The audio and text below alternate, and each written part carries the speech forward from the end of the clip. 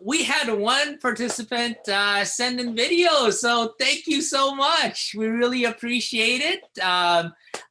So yeah, so nothing but gratitude from us for allowing us to share your video here.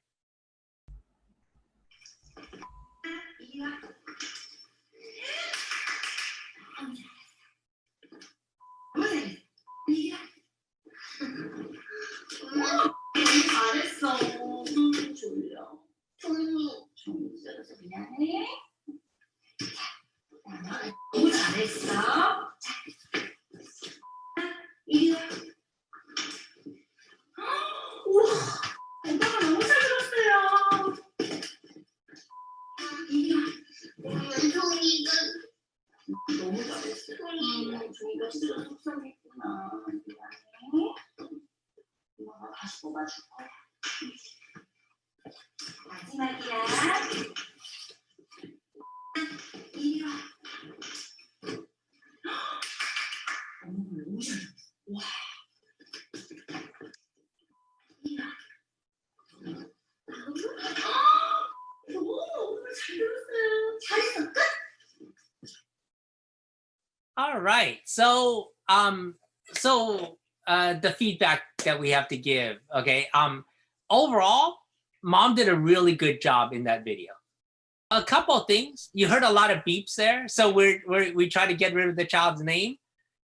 And when we're instructing the child, we train all of our staff not to overuse the child's name. So, the child's name appears in almost like every instruction the mom gives the child. So, name, come here. Name, come here. Name, come here.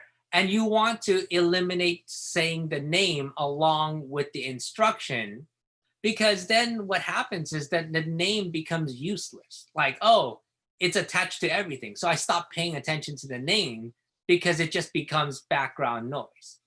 Tapping on the chair is a prompt for the child. Okay?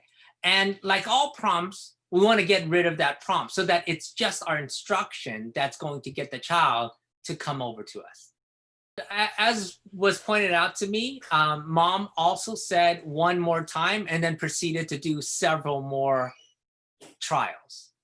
Never tell the child something that's not true, okay? And this ends up being like a very common mistake that all people make, is they promise this child like, okay, just one more time, and it never ends up being one more time.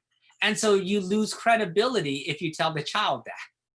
Overall, I thought mom did a really good job, and then she just needs to continue to do that, continue to move the chairs further and further apart and be systematic about it, not just like, in one day you're going to try to move the chair from one room all the way to the next. It's about systematically building it. So, if today I was able to get to 10 feet, next time I'll start with 7 feet and build up to 12 feet. And then the following time. So I'm just going to move it all along systematically until he's really successful going from one side of the house all the way to the other when you call them. This same mom has mentioned that she goes to PCIT. It's some sort of therapy. I have no clue what type of therapy it is. But they use timeouts as a method of discipline. The question is it okay for her to keep on using timeouts? It depends. Is it effective? Because if it is effective, you're using punishment. I don't care what you call it. It's still punishment. The timeout is a punishment procedure if it's effective, And so that's what you have to understand. ABA, I don't care if you like calling what you do ABA or not. If you're effective at helping your child manage their behaviors, you're using good ABA procedures. If you're bad at it, you're using bad ABA procedures. For myself, always do what's effective for your child. Whatever people name it doesn't actually matter.